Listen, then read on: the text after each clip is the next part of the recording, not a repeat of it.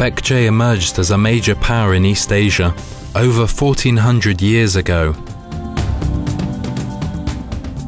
and lasted for about 700 years as one of the three ancient Korean kingdoms.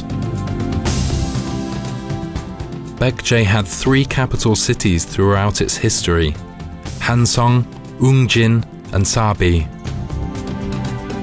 These ancient cities are still preserved in Gongju, Buyeo, and Iksan, which had been its secondary capital during the late Sabi period. The royal palaces, temples, royal tombs, and a city wall offered core factors of government to the Bekje rulers, and these ancient city sites are now part of the priceless heritage of Bekje civilization for today's people.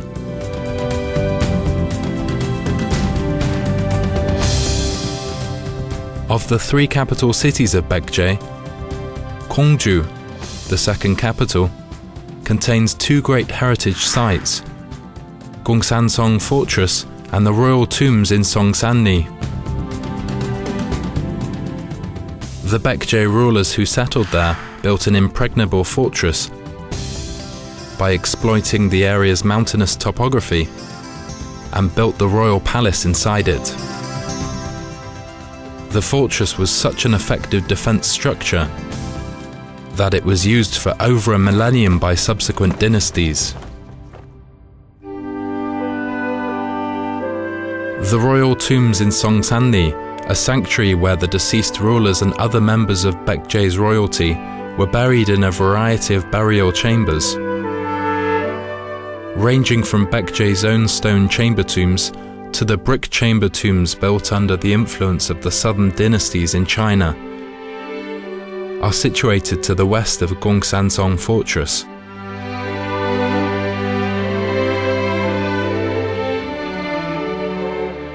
The highlight of the royal cemetery is the tomb of King Muryong. It is a rare example of an ancient royal tomb in Korea whose occupant is clearly known and which was undisturbed by tomb raiders. As such, it constitutes a valuable source of information on ancient royal tombs in East Asia. Archaeologists unearthed a number of important relics from the tomb, including a coffin made of wood of Japanese origin, a tomb guardian beast, and a range of pottery objects furnishing proof of Bekje's cultural exchanges with the southern dynasties of China and even Southeast Asia.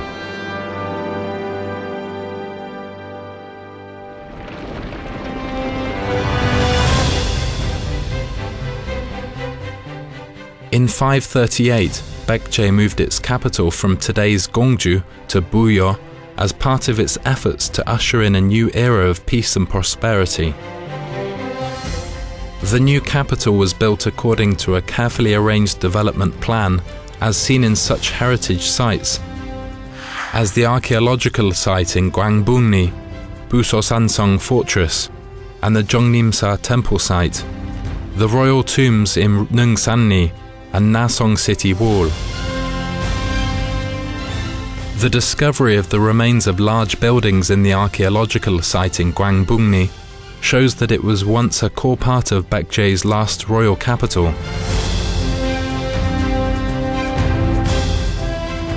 The royal palace was designed to be protected by Busosansong Fortress, which served as the palace's rear garden in times of peace, but became the last line of defense against enemy forces in times of war. The fortress is now regarded as a fine example of Bekje's strategy of building fortifications on a mountainous area for the defense of the royal palace. Jongnimsa was a state guardian temple of Bekje during the Sabi period. It contained the 5-story stone pagoda, which is now widely regarded as the epitome of Bekje-style stone pagodas. The temple's one pagoda and one prayer hall type of layout was handed down to the Joseon dynasty via Shilla and helped lay the foundations for Buddhist temples in Japan during the Asuka period. The royal tombs in Nungsanni consist of various types of graves that summarize the history of tombs built for the ruling class of East Asia, of which the tomb containing the burial chamber built with large, well-hewn stones is regarded as the most advanced type of stone chamber tomb developed in the region.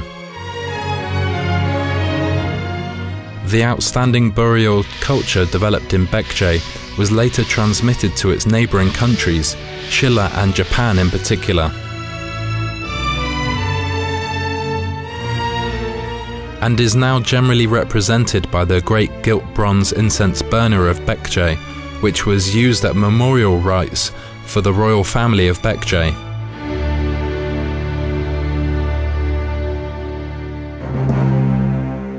The development of Buyeo as Bekje's last capital culminated in the construction of a city wall enclosing the entire city according to a plan to make the most of its topographic features, notably its mountains and river.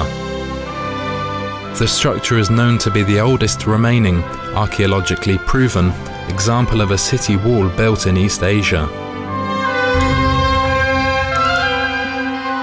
Archaeological remains in the city, such as the former sites of the Royal Palace, Buddhist temples, royal tombs, and a city wall, show Bekje's creativeness in adopting the systems established in China and the stages in the development of the construction of capital cities in East Asia. The layout of the walled capital of Sabi influenced those of the later Koryo and Joseon dynasties.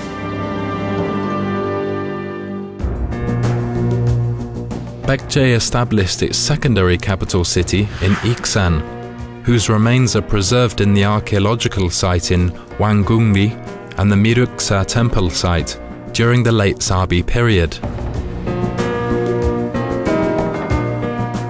The archaeological site in Wangungri is marked by several rows of stonework built on gentle hilly terrain, the layout of the palatial buildings at the front, and a garden in the rear area.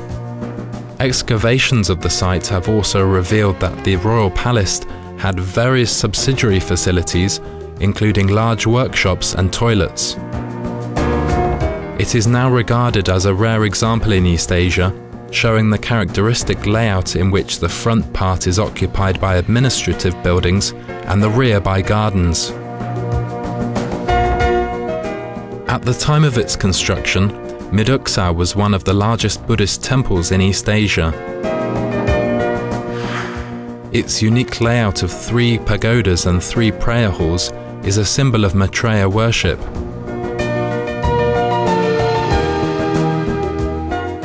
The pagodas consisted of 1 wooden pagoda set up at the center and 2 stone pagodas standing to its east and west. The remaining stone pagoda is known to be the oldest and largest stone pagoda in East Asia.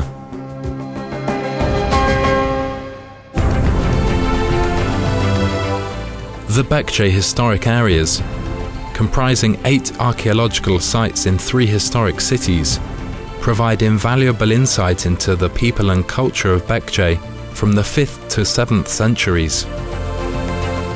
They adopted theories of city development, architectural techniques, art and religion from China, and further developed and refined them.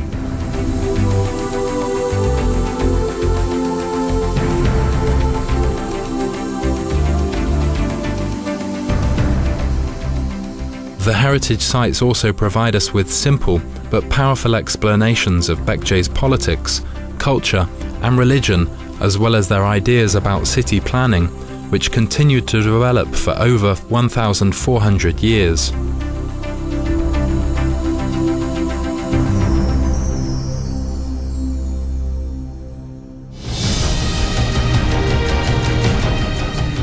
The fall of Bekje in 660 plunged the kingdom into decline, but systematic excavations of and research on its heritages in the modern period produced sufficient archaeological evidence to provide a clear idea of the outstanding cultural achievements of the kingdom.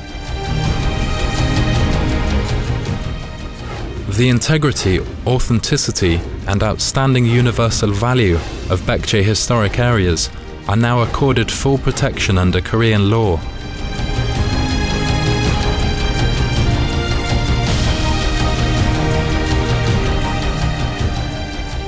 Today, the Korean government and people are united in maintaining the glorious culture and traditions of Bekje, which took the road to harmony and mutual prosperity through exchanges with its neighbors, and contributed to peace and prosperity in East Asia.